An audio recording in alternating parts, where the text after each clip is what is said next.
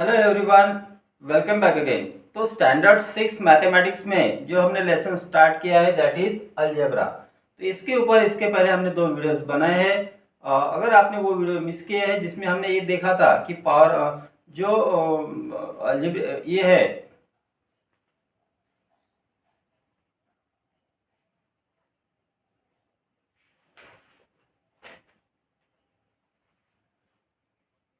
Hello everyone, welcome back again. तो standard 6 mathematics में हमने जो लेसन स्टार्ट किया है दैट इज अलजेब्रा।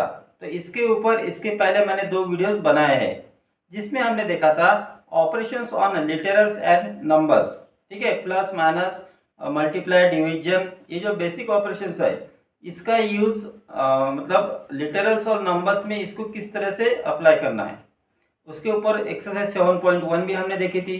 उसके बाद हमने पावर ऑफ लिटरल्स देखा था और कांस्टेंट फैक्टर्स, ये सब चीज़ें देखी है और एक्सरसाइज 7.2 हमने सॉल्व की थी।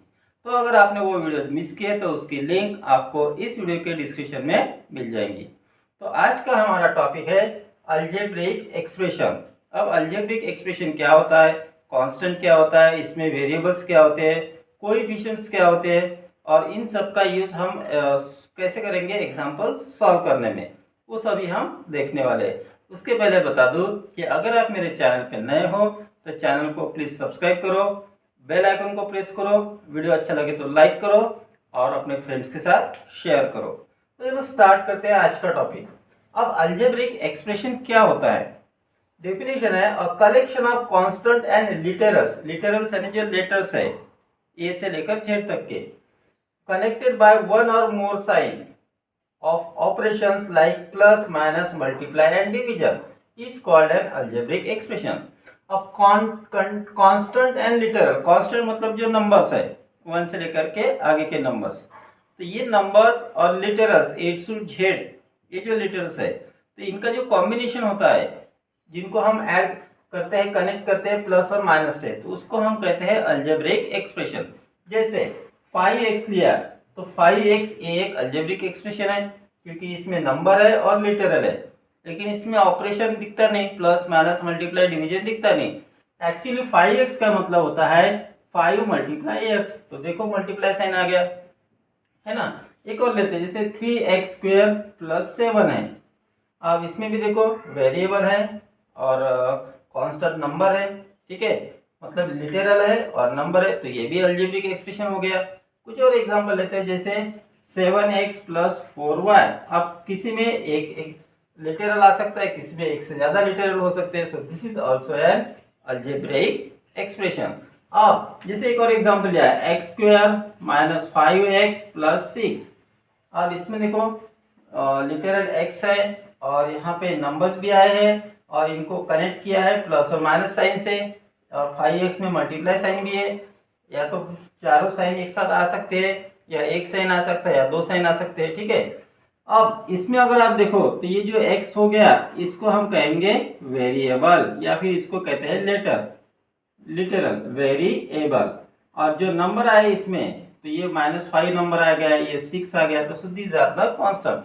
अब ये -5 को कुछ और कहना है हमें आगे चल के, जिसको हम अभी देखने वाले हैं। सो अलजेब्रिक एक्सप्रेशन का जो कंसेप्ट है वो अभी आपका क्लियर हो गया होगा। Now we will see terms of algebraic expression. तो अलजेब्रिक एक्सप्रेशन क्या होता है अभी हमने देखा, अब इसमें टर्म्स क्या है। So the several part of expression separated by plus और minus sign are called the terms of algebraic expression. तो किसी भी अलजेब्रिक एक्सप्रेशन में जो अलग अलग पार्ट है उनको सेपरेट किया है प्लस और माइनस साइन से, तो जो पार्ट सेपरेट होते हैं दीज आर द टर्म्स। अब जैसे 5x देखो, अब इसमें प्लस और माइनस साइन नहीं है, मतलब इसमें एक ही टर्म्स है, ये अलजेब्रिक एक्सप्रेशन है क्योंकि इसमें मल्टीप्लाई साइन है, लिटरल और नंबर को मल्टीप्लाई साइन से कनेक्ट किया है, so this is algebraic expression. लेकिन इसमें प्लस माइनस साइन नहीं है तो नंबर ऑफ टर्म सेपरेट हुए ही नहीं है, एक ही टर्म है ना, मतलब नंबर ऑफ टर्म इसमें 1 है और टर्म्स कौन सी है, तो टर्म सिर्फ एक ही है, वो है 5x। What it. अब देखो second algebraic expression x square plus 5y। अब यहाँ पे ये एक पार्ट हो गया, ये दूसरा पार्ट, इन दोनों को सेपरेट किया है प्लस साइन ने, ठीक है। इसका मतलब इसमें कितने टर्म्स हो गए, ये हो गई पहली टर्म, ये हो गई दूसरी term, so number of terms इसमें हो गए 2। और कौन से टर्म है? तो फर्स्ट टर्म है x square comma second term है 5y। Next 3x minus 2y। अब ध्यान से देखो, इन टर्म्स को माइनस साइन ने सेपरेट किया है, तो इसमें भी दो टर्म्स है। So I will write here two terms.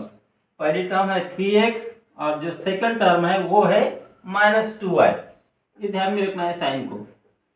Next इसमें देखो दो साइन आए प्लस के, तो यहाँ पे तीन टर्म्स हो गए 1 2 और 3। So here are 3 terms.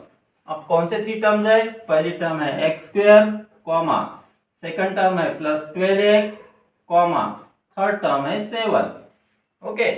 Next अब इसमें देखो एक प्लस साइन है एक माइनस साइन, दो सिंबल आए हैं, तो यहाँ पे नंबर ऑफ टर्म्स हो गए 3। ठीक है, so I will write here 3। तो फर्स्ट टर्म हो गई 4, सेकंड टर्म हो गई 2x square and third term हो गई माइनस 3x पावर 3।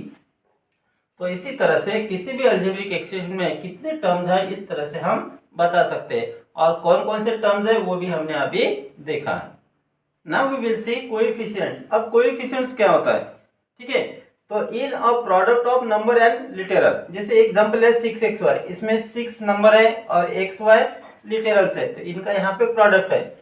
6xy का मतलब 6 मल्टीप्लाई xy होता है। ओके, तो नंबर और लिटरल का जो प्रोडक्ट है, इस प्रोडक्ट में एनी ऑफ द फैक्टर, अब अगर आप 6y के फैक्टर्स फाइंड करोगे, so you will get here 6, x, y, these are the factors of 6y। तो इनमें से कोई भी एक factor is called the coefficient of the product of other factor. इनमें से कोई एक फैक्टर लिया, जैसे मैंने यहाँ पे x लिया, तो x हो गया कोएफिशिएंट किसका? बाकी दो बचे हुए जो फैक्टर्स है उनके प्रोडक्ट का। बाकी बचा 6 और y, तो 6 और y का प्रोडक्ट हो गया 6y, तो x is coefficient of 6y। उसी तरह से अगर मैं कहूँ y, ठीक है, y किसका कोएफिशिएंट? तो y is coefficient of 6x। अगर मैं कहूँ 6, तो 6 भी कोएफिशिएंट है किसका?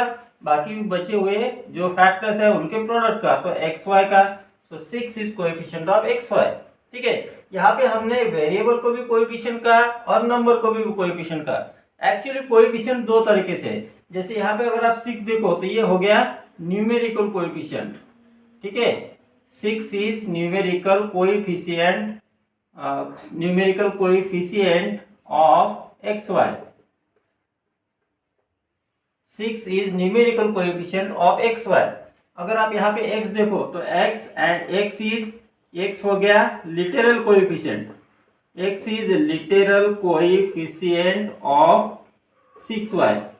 ठीक है, x is literal coefficient of 6y। और अगर y देखोगे तो y is literal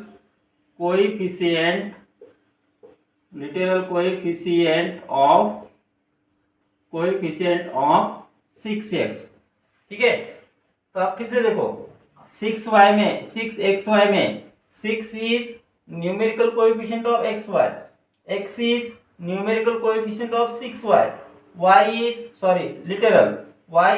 literal coefficient of 6x। तो इस तरह से दो तरीके से कोएफिशिएंट है, एक होता है न्यूमेरिकल कोएफिशिएंट और दूसरा होता है literal coefficient. Now we will see like terms and unlike terms. तो अलजेब्रिक एक्सप्रेशन में लाइक टर्म्स कैसे फाइंड करना, अनलाइक टर्म्स कैसे फाइंड करना, वो अभी हम देखेंगे। बहुत ही इंपॉर्टेंट टॉपिक है, क्योंकि आगे चल के हम जो एग्जांपल सॉल्व करेंगे उसमें हमें लाइक टर्म्स को फाइंड आउट करके उनके एडिशन सब्ट्रैक्शन करनी होती है। तो देखो लाइक टर्म्स क्या होता है? टू और more terms having the same algebraic factors are called like terms. तो टू और मोर टर्म्स, ऐसे दो या दो से ज्यादा टर्म जिनके अलजेब्रिक फैक्टर्स सेम होते हैं, उन्हें हम कहते हैं लाइक टर्म। अब अलजेब्रिक फैक्टर सेम होना मतलब उनके वेरिएबल सेम होना और उन वेरिएबल के पावर भी सेम होने चाहिए। जैसे अगर कहा कि x पावर 3 और x पावर 2, क्या ये लाइक टर्म है? नहीं है। यहाँ पे वेरिएबल सेम है लेकिन उनके पावर सेम नहीं है, मतलब इनके फैक्टर सेम नहीं है। x पावर 3 को हम ऐसे लिख सकते हैं x multiply x, x power 2 को लिखेंगे x मल्टीप्लाई x। तो यहाँ पे 2 टाइम्स x है, यहाँ पे 2 टाइम, लेकिन यहाँ पे एक x और ज्यादा है, इसलिए these are not like terms. तो लाइक टर्म्स के लिए आप ध्यान में रखना है कि वेरिएबल भी सेम होने चाहिए और उन वेरिएबल के पावर भी सेम होने चाहिए। अब जैसे यहाँ पे एक एक्सप्रेशन दिया है, इसमें हमें लाइक टर्म्स को फाइंड करना है। अब देखो यहाँ पे x का पावर 3 है, इधर कहीं है कि x का पावर 3 नहीं है। ठीक है, यहाँ एक्स वाई है, इधर है एक्स वाई, यहाँ पे है, मतलब 5xy comma -3xy are like terms. ठीक है, तो ये हो गया लाइक टर्म्स। ध्यान में रखना है कि वेरिएबल भी सेम होनी चाहिए और उन वेरिएबल्स के पावर्स भी सेम होने चाहिए। अब आते हैं unlike terms. If algebraic factors are different are called unlike terms. तो अनलाइक टर्म्स, तो इसमें सभी अनलाइक टर्म्स हम बता सकते हैं कैसे, जैसे 2x⁻3 उसकी अनलाइक टर्म 5xy है।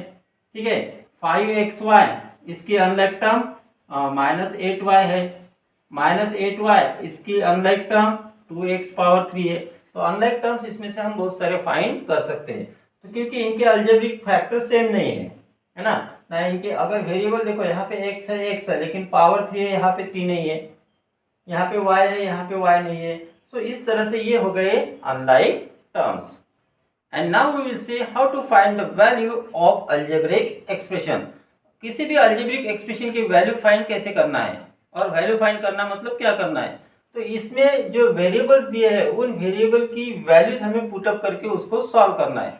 सो यहाँ पे अब एग्जांपल देखो, x की वैल्यू 2 दी है, y की वैल्यू -1 है, z की वैल्यू 3 है, तो हमें इस अलजेब्रिक एक्सप्रेशन की वैल्यू फाइंड करनी है। सो पहले हमें क्या करना है कि जो वैल्यूज दिए वेरिएबल्स के वो यहाँ पे पुटअप करने हैं। अब x की वैल्यू यहाँ पे 2 है, so will write here 2 bracket power 3 multiply, x का पावर 3 है, x की वैल्यू 2 ली तो 2 का पावर 3 हो गया मल्टीप्लाई, y है, y की वैल्यू -1 है, so I will write in bracket, फिर आगे प्लस है, प्लस लिखा, अब फिर से x है, x की वैल्यू 2 है, so I will write here 2 multiply, फिर है y पावर 3, y की वैल्यू यहाँ पे -1 है, तो -1 ब्रैकेट में लिखना है और उसका पावर हो गया 3। अगर आप ब्रैकेट नहीं करोगे तो सिर्फ ये जो पावर है ये 1 का रहेगा, माइनस का नहीं रहेगा, प्लस z की वैल्यू है 3 इक्वल टू, अब 2 का पावर 3 इसका मतलब होता है 2 multiply 2, so you will get here 8 multiply -1 plus 2 as it is multiply -1 का पावर 3 मतलब -1 इंटू -1 इंटू -1।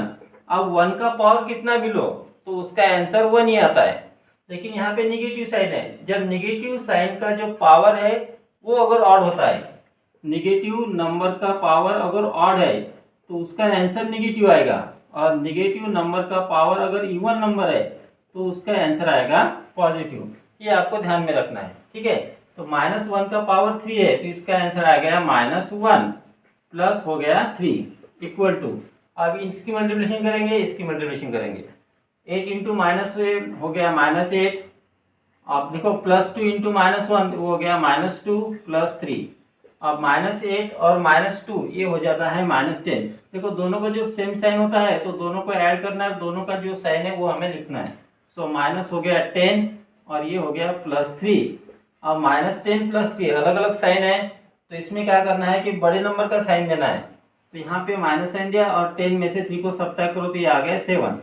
ठीक है, तो इस तरह से इसकी वैल्यू होगी -7। इस अलजेब्रिक एक्सप्रेशन के आंसर आ गया -7।